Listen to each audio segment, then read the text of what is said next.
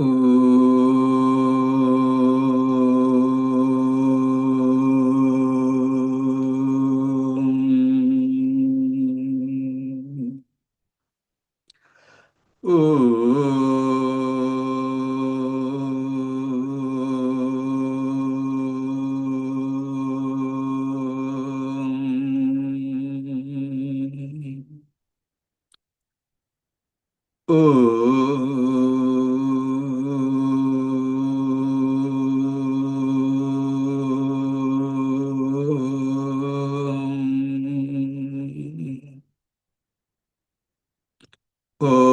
Shri Ganeshaya Namaha.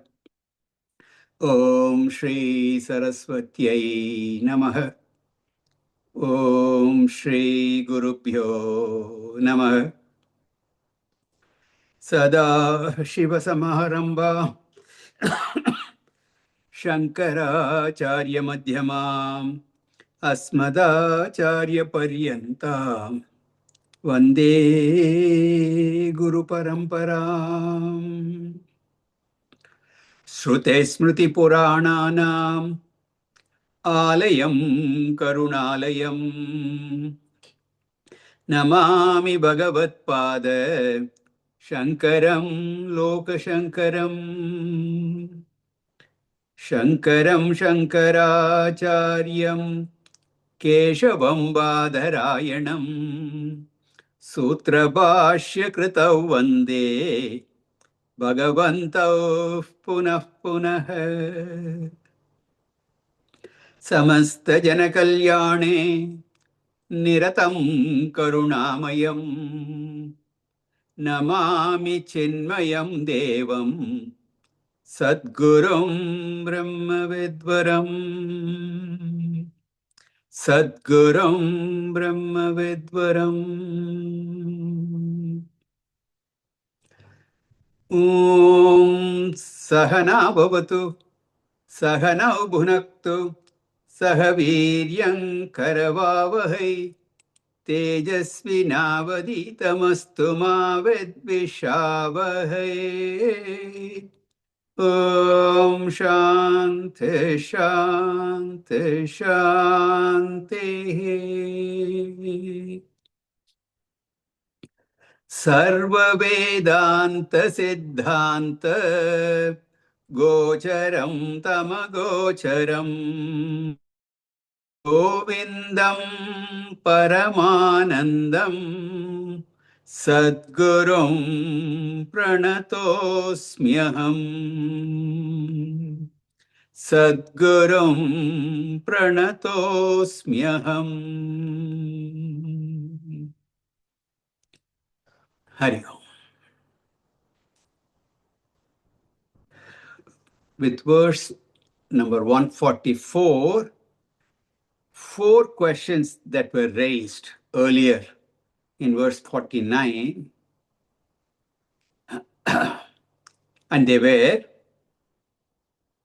Kaha Asau Anatma. What is Anatma, the not self? That was one question. Kaha Atma. What is Atma, the self? Number two. And then Konama Bandha. What is this bandha, bondage? Number three. And Katam Esha Agataha. How does that bondage come about? What is it that causes that bondage? That was the fourth question. These four questions have been answered. Now the discussion on how did this bondage come? How did it start? That began from verse 139 with a beautiful poetic description and examples like how delusion stemming from ignorance consumes an unintelligent person, just like how a crocodile just swallows its prey, or Rahu covering the brilliant sun during an eclipse. Then how does this bondage continue?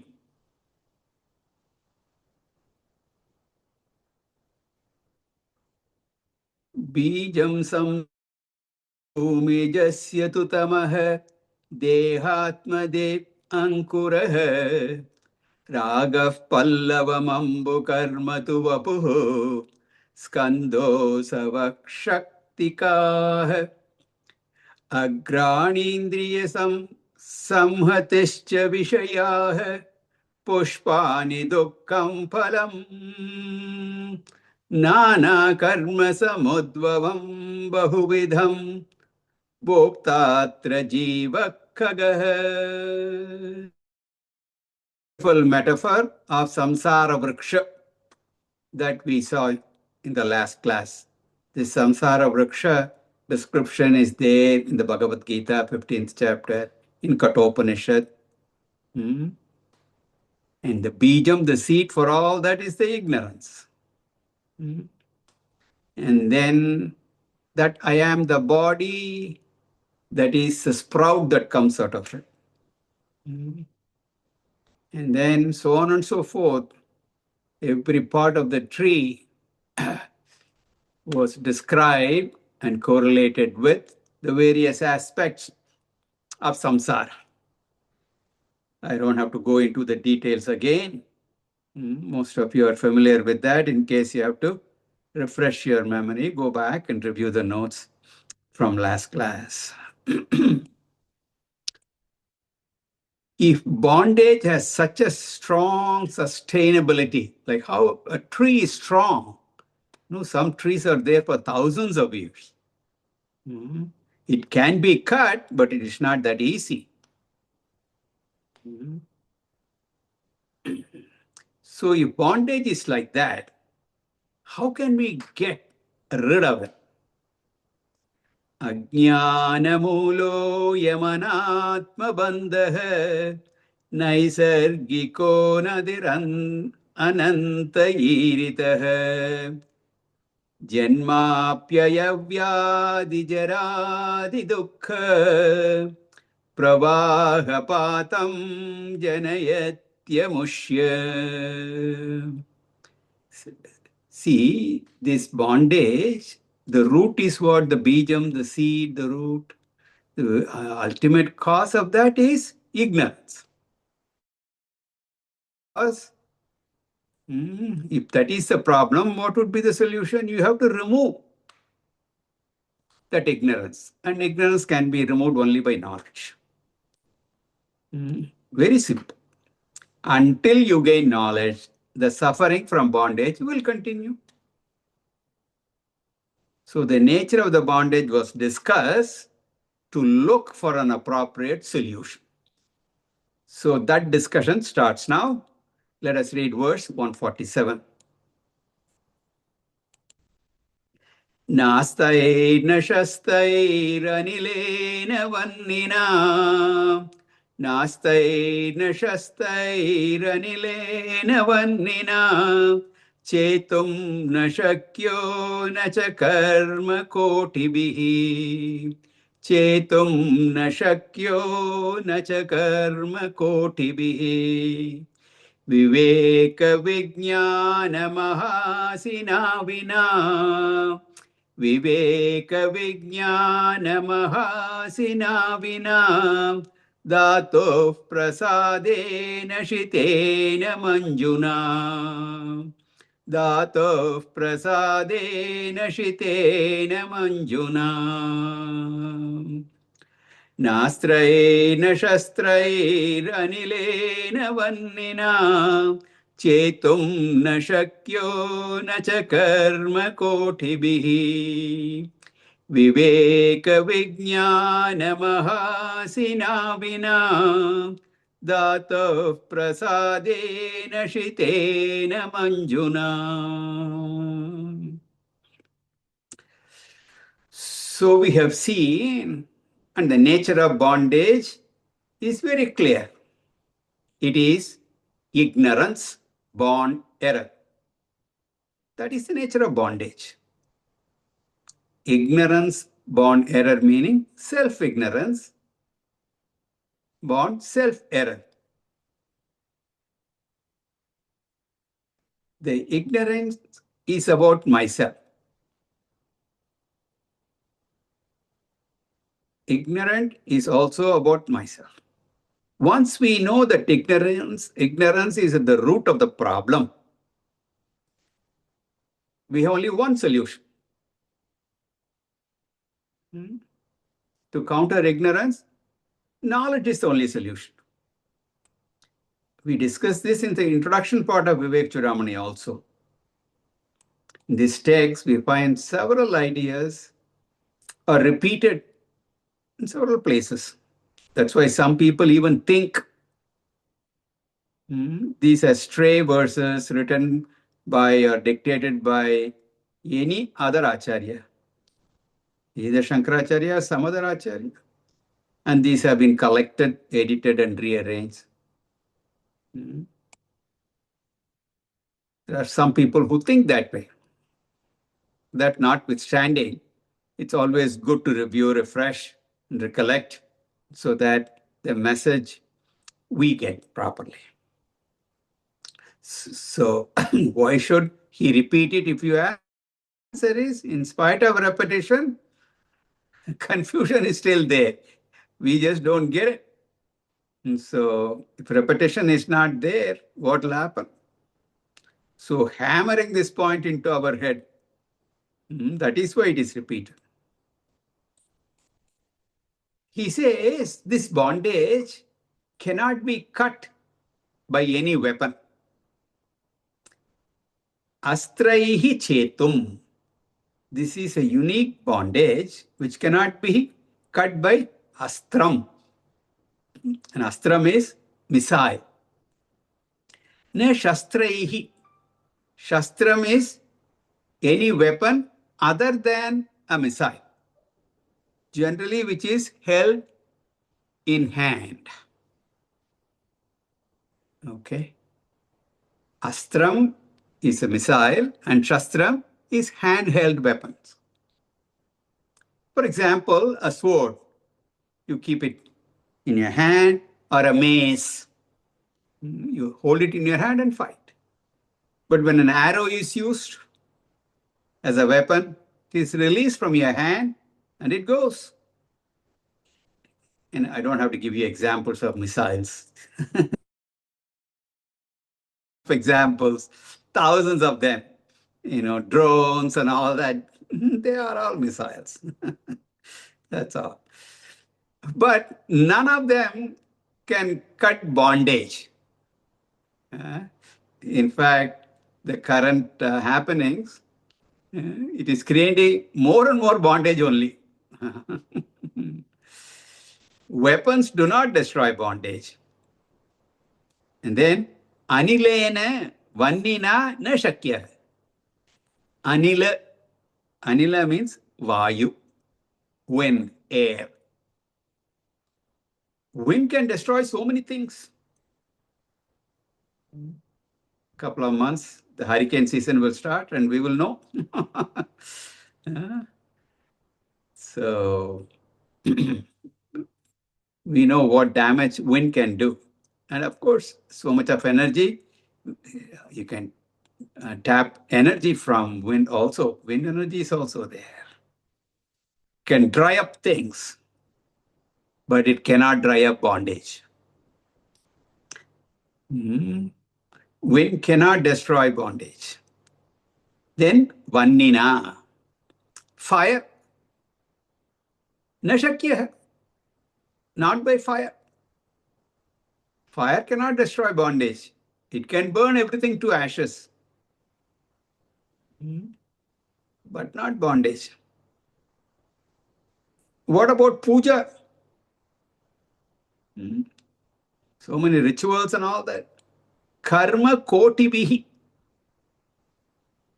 Na shakya. Millions of karmas you do. It can be ordinary karma or extraordinary karma. Selfish karma, selfless karma.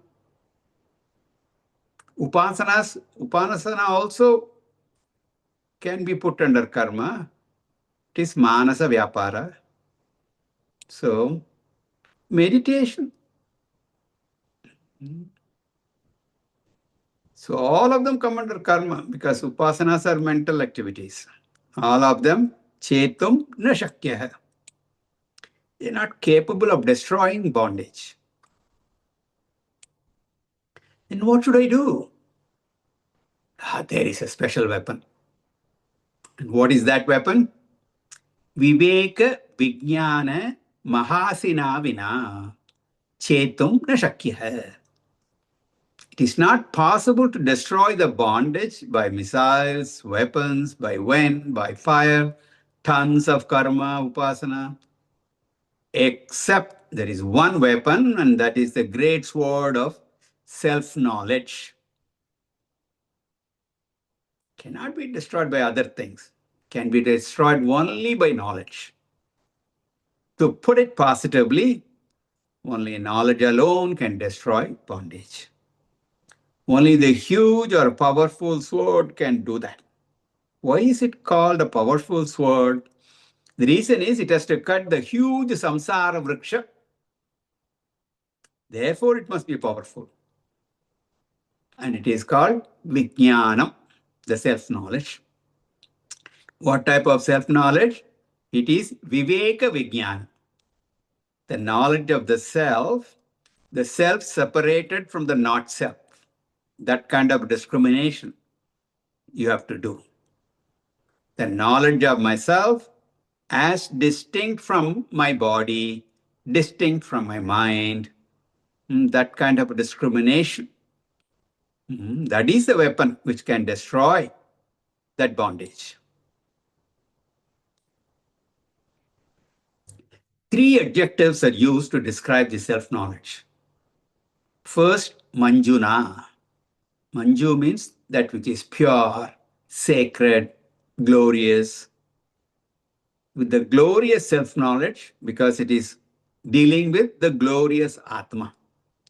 Therefore, knowledge also is wonderful, attractive. The 9th chapter of the Bhagavad Gita, Bhagavan says, Raja Vidya Raja Guhyam. It's a king of knowledge. The self-knowledge, Atma Vidya, Atma Jnanam, Brahma Jnanam, the king of knowledge. It's the most shining, means to shine also. And literally, Manju means beautiful, beautiful also. So that is one adjective that is used. The second adjective is Shitena. Shita means sharp. The case of the sword, it should be sharp enough to cut the shackle. A blunt sword cannot cut anything. A blunt knife cannot cut anything. The case of knowledge, sharp knowledge means clear knowledge, without any doubts, questions. Just as we say a sharp intellect, the sharpness of knowledge means you should be distinct, clear, crystal clear. Should not be any vagueness. No doubts, no questions. I must be able to clear all doubts, answer all questions. And that is why Shravanam should be followed by Mananam. Mananam, reflection, its purpose is to clear all doubts, all questions. So at the end of that, you have this conviction in that knowledge. What we say, samshaya rahita jnana, a knowledge that is free of doubts. How does one get that? Dhatu prasadena, by the grace of the Lord. Dhata means Ishvara, prasada, anugraha, krupa, grace and blessings. Okay. That doesn't mean you just wait for grace and blessings. You have to do your part also. Huh? When you do your part, Bhagwan's grace and blessings will fall. So this bondage can be cut by discriminating knowledge, which is beautiful, which is clear, and that is also a gift from the Lord. Continuing, he says, Shruti Pramanaika Swadharma. Shruti Pramanaika Swadharma. Nishthatayaivatma Vishuddhirasya. Nishthatayaivatma Vishuddhirasya. Vishuddha Buddhe Paramatma Vedanam. विशुद्धबुद्धेः परमात्मवेदनम् तेनैव संसारसमूलनाशः तेनैव संसारसमूलनाशः श्रुतेप्रमाणैकमते स्वधर्म निष्ठातयैवात्मविशुद्धिरस्य विशुद्धबुद्धे परमात्मवेदनम् तेनैव संसारसमूलनाशः.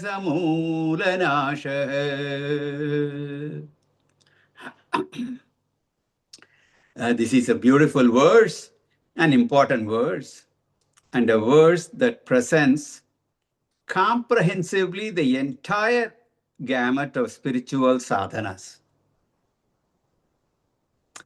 And Bhashyakara presents this because the previous shloka may cause a confusion, may confuse a person. Because it was said, Jnanam only gives freedom from bondage. So one may conclude, Jnana Yoga alone is enough. Karma Yoga, you talk so much about Karma Yoga. When you study Bhagavad Gita, substantial portion is devoted to Karma Yoga and it is repeated so many times. So Karma Yoga is not necessary, you're saying? Of course, from Bhagavad Gita, early on, Arjuna asked that question. You talk so much about knowledge and you are asking me to do karma. So this is not something that we have not seen before. We have seen this before. It's again reinforced here. He wants to say that Jnana Yoga is impossible without Karma Yoga. And Karma Yoga is not complete without Jnana Yoga. I've repeated this so many times. Very clearly understand you need them both. Many people who say, I do selfless work. Be good, do good. Why do you bring in all this? Other things. No, not necessary. Human values. That is only incomplete. All that is meant for purifying your mind, getting you ready, preparing you for knowledge. And then, when jnana is glorified, you should not get inspired that and then say, okay, I'll jump into jnanam. Then you will not know anything because the mind is not ready. All that by reading, listening to Gita and Upanishads, that's right, you'll get confused only. Especially if you start studying Upanishads, Jnanam, and the original source is the Upanishads, so let me study the Upanishads. It's like without going through high school and 4 year of degree and all that, okay, I'm ready to do PhD. It doesn't happen. You have to go through the whole process. Preparation is necessary. So the bottom line is everyone has to go through Karma Yoga and Jnana Yoga. And even our life scheme that has been designed in our Shastras, we have the Brahmacharya Ashrama, then Grihastha Ashrama, to take care of the Pravritti Marga. That is activity oriented, action oriented. Through that karma, you purify your mind. Get yourself ready do the right thing with the proper attitude. All that we have seen many, many times. And once you have done for sufficiently long time and the mind is pure, ready, etc., then you can devote more and more time for jnana. In the Vanaprastha ashrama, and then in sannyasa ashrama, exclusively for that. So brahmacharya ashrama preparation, grahastha ashrama, and to some extent, Vanaprastha also preparation. Mhm. All of them prepare you for jnana yoga, which you can do full time in sannyasa ashrama. Thus, our life scheme has been defined like that, designed like that, so beautiful. Don't be scared and worried that I'm going to ask you, all of you, to become a sannyasi. That's not the point. Okay? Whether you physically go through the four ashramas or not, mentally one has to go through four ashramas. And unless one gets a sannyasi mind, self-knowledge is impossible. Without a sannyasi mind, what we call as vairagyam, detachment, freedom, is impossible. Once that vairagyam becomes pakwa, matures, jnanam comes just like that. Therefore, that karma yoga preparation followed by jnana yoga, and both of them are required for moksha, for knowledge and subsequent moksha. That is what is presented here. So thus, this is a complete shloka. The first stage of sadhana, Shruti Pramanaika Matihi. The first step. One should understand the Vedas alone is our guide in our spiritual journey. Shruti, Vedas. That is the Praman. This must be very, very clear. All the material sciences can be very useful for material purposes. But when it comes to spirituality, or this Ananda, remember, spirituality means Ananda, Atma Ananda. Relative Ananda is possible through other means, including Dharma. But absolute Paramananda, absolute Ananda, possible only through Jnana. If you consider money and wealth to be the sources of Ananda, all the wealthy people must be the happiest people. Do we see that? In fact, the very money which they consider to be source of Ananda becomes a problem. Shankaracharya says in Bhajagovindam, Arthamanartham bhavaya nityam nasti tata shukalesha satyam putradapi dhana bhajam bhitihi sarvatraisha vihita ritihi Bhajagovindam, Bhajagovindam. That's what he says. Money brings only calamity. Many people, many old people are worried because of money, because the children are fighting among themselves. How to divide the wealth? They talk right in front of you. What is going to be the legacy? How are we going to split it? It's because of money only there is so much of fighting. At the family level, at the international level. All this is money issue only. Money can never be said to be the source of happiness. Possessions can never be said to be a source of happiness.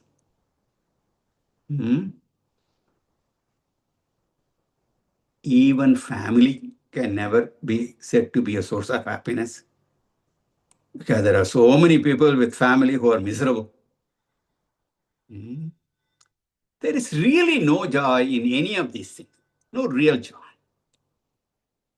Nothing in this world can be a source of that everlasting happiness that every jiva seeks.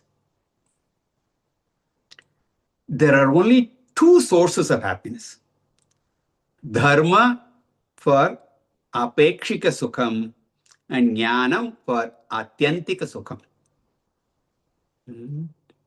You get to know about dharma from Vedas only, because that also is apaurusheya vishaya. Jnanam also you get through the Vedas. The Veda Purva Bhaga, the Karma Kanda, the earlier portions of Vedas, deal with this apekshika anand. Through rituals and all that, to a religious way of life. And then Veda Antabhaga, the latter portion of the Vedas, Vedanta, that has the jnanam. Only that jnanam will give you, will liberate you. That will give you atyantika anand, supreme bliss. Therefore, for both Shruti, Vedas, or the source, therefore we have to take it as our guide, as the Pramanyika.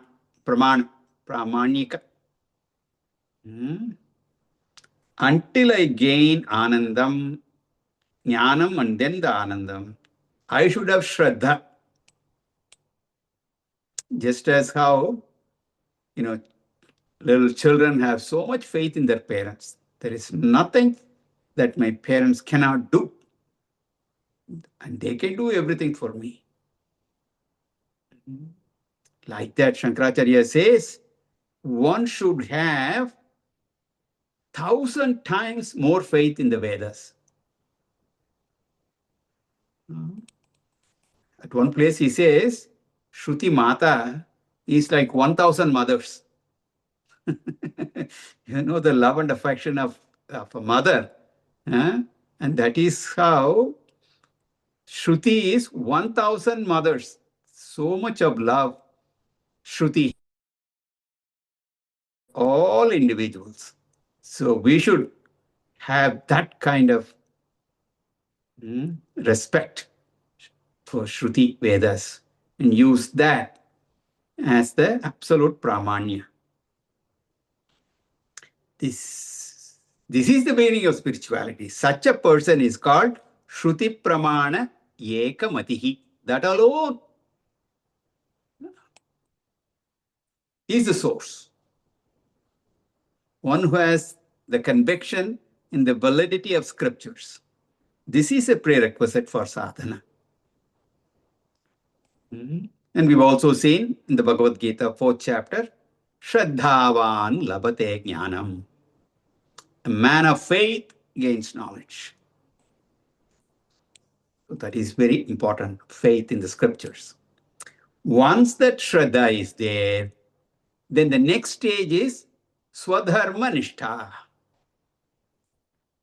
So the first stage of sadhana is Swadharma Anushtanam, doing one's dharma, otherwise known as Karma Yoga, what we have seen. And even in the Karma Yoga chapter, we saw about Swadharma. So Swadharma Anushtanam, very important.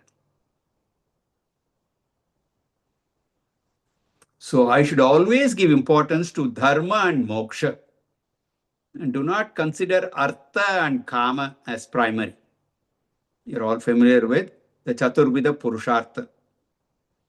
Artha, kama, wealth, pleasures, etc. And followed by dharma and moksha. A society which gives importance to artha and then the material prosperity and comforts, the materialistic society, In such a society, religion cannot thrive. Therefore, life should be rooted in Swadharma Nishtha. In simple language, Karma Yoga Anushtana. Otherwise, you can call it a religious lifestyle. How long should you continue that? Taya eva asya atma vishuddhihi. Taya, by that, referring to that Swadharma Nishtha. Through such a religious lifestyle, through practice of Karma Yoga, Atma Vishuddhihi, there will be the purity of mind. Here the word Atma means the mind. You have to be careful. The word Atma is used in different contexts with different meanings. I've mentioned this many, many times. So here, Atma Vishuddhihi, purity of Atma, purifying Atma. This cannot be Sachidananda Atma. Sachidananda Atma is ever pure. You don't have to purify. So when it is said, Vishuddhihi Atma, then it should be understood as mind. Therefore, the mind has to be purified through this Swadharmanishta. The question is, how do I know whether I have a pure mind?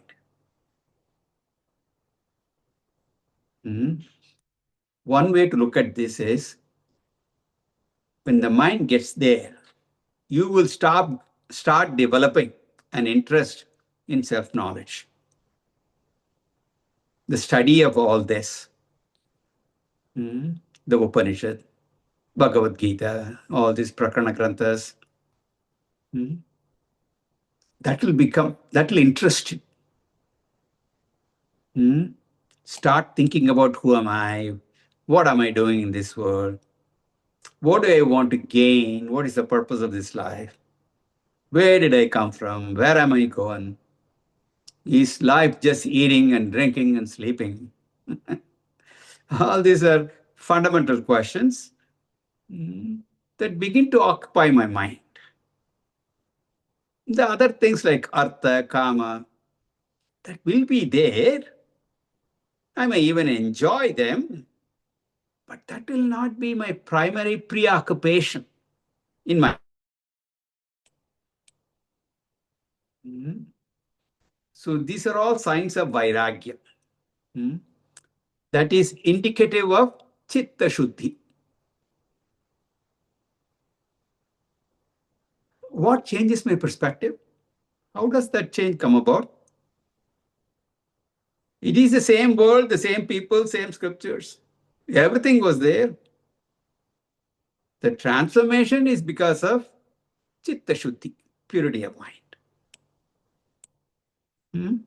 The very fact you all are coming week after week, and some of you are coming 3-4 times a week. You may also be studying other scriptural texts. So that means you're getting there. No question about it. That purity of mind is there and it's getting better and better. No question about it. And then what happens? Vishuddha buddhehe paramatma vedanam. Once a person has become Vishuddha buddhihi, pure in mind, or to put it in a technical language, once he has attained the sadhana chatushtaya sampatti, once he has become a sadhana chatushtaya sampanna adhikari, fit student. The next stage is Paramatma Vedanam, self-knowledge. The Vedanta Shravana Manana Nididhyasanam. That will start. And that will become your primary pursuit. Thereafter also, There is pursuit of artha, pursuit of kama, pursuit of dharma, maybe there. Hmm? But they all will be secondary. My mind will not be obsessed with those things. All those should be taken care of, and you will do that. Hmm? You will ensure what needs to be done gets done. Hmm? But you won't be dwelling upon it all the time. Hmm? See, we all have to eat. Hmm? We get hungry, we have to eat. And then for nutrition also, all that is there. It is important. Hmm? But do you keep thinking about eating all the time? Huh? There may be a rare few who may do that, but by and large, you know, you finish breakfast, do you start thinking what will be there for lunch?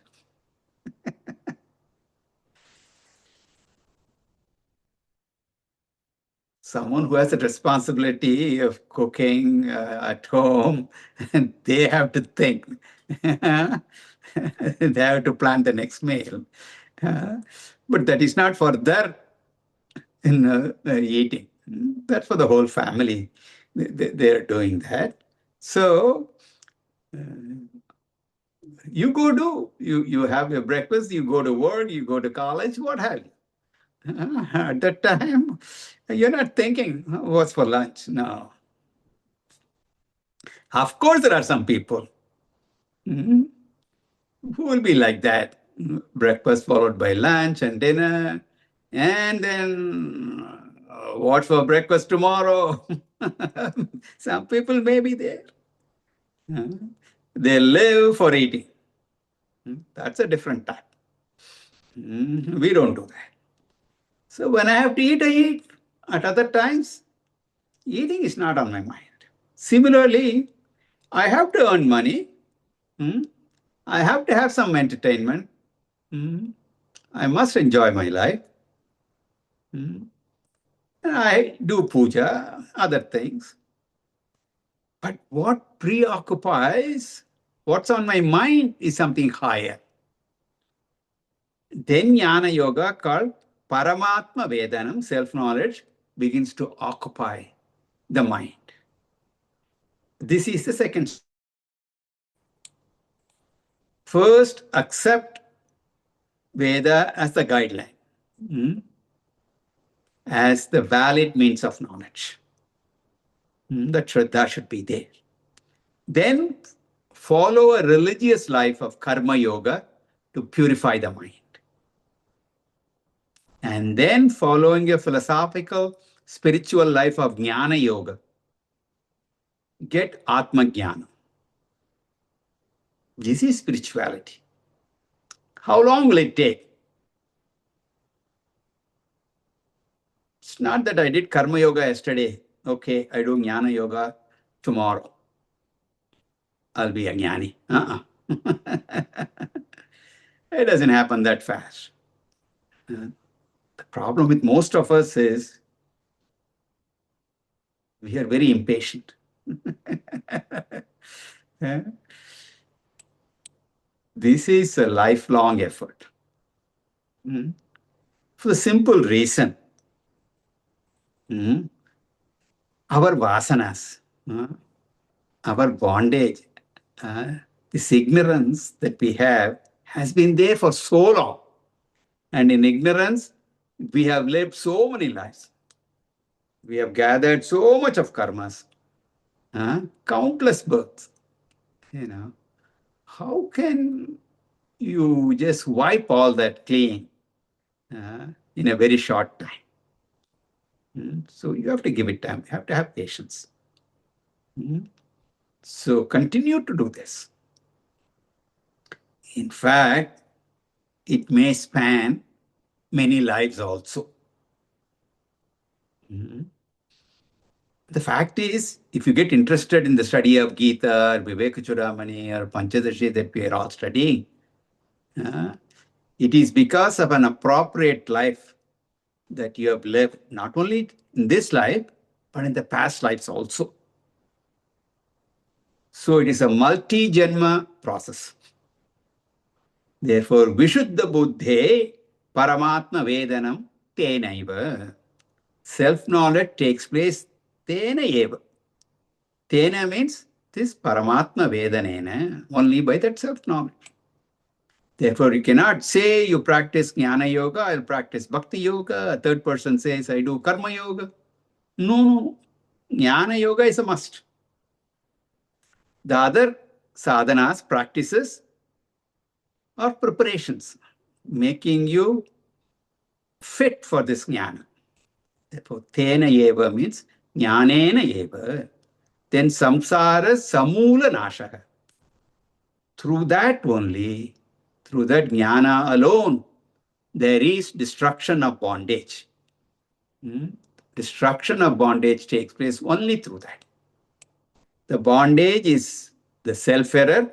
With knowledge only, that error can go away. Samula, along with its mula, along with its cause. The cause of the error is ignorance. So ignorance and ignorant cause error should be removed.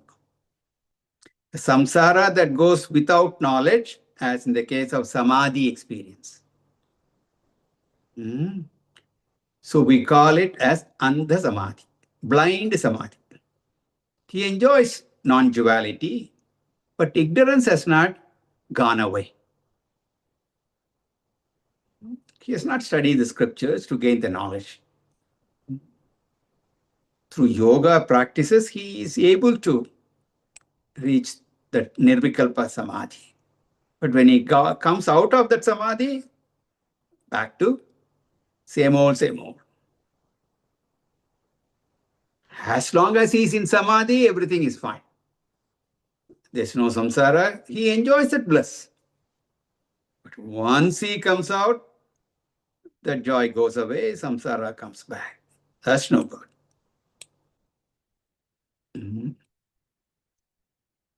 So that samadhi, nirvikalpa samadhi, can give samsara nasha, but only temporarily. Samadhi cannot bring samsara samula nasha. Total destruction of bondage along with its root cause. That samadhi practice cannot give. We all go into samadhi every day. No problems are there in deep sleep. Happily you sleep.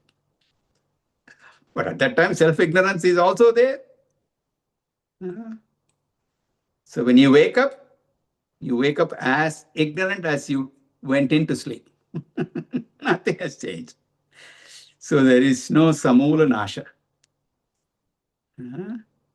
Similarly, pralayam, the sleep is called laya. When the entire creation goes to sleep, that also cannot give complete samsara samula nasha. That will not happen. Everything goes into a potential state. At that time, there are no problems, but everything springs back. Even drugs can give samsara nasha, anesthesia. Okay, they cut you. You don't feel a thing. But when you get out of that, when the anesthesia wears off, then you fight that pain for sometimes, depending upon the surgery, can be several weeks. So drug-induced state, you get your euphoric state, very nice experience. But when that wears away, problem. So samsara samula nasha can come only with this self-knowledge. Get the self-knowledge, remove the self-ignorance, destroy the self-error for good. That is the sadhana that is described in this verse, a complete guide. The next topic that we will see is Panchakosha Viveka, which we will take up in the next class. Om Purnamadah Purnamidam Purnat Purnamudachyate Purnasya Purnamadaya Purnamevavashishyate. Om Shanti Shanti Shanti. Harihi Om Shri Gurubhyo Namaha. Harihi Om.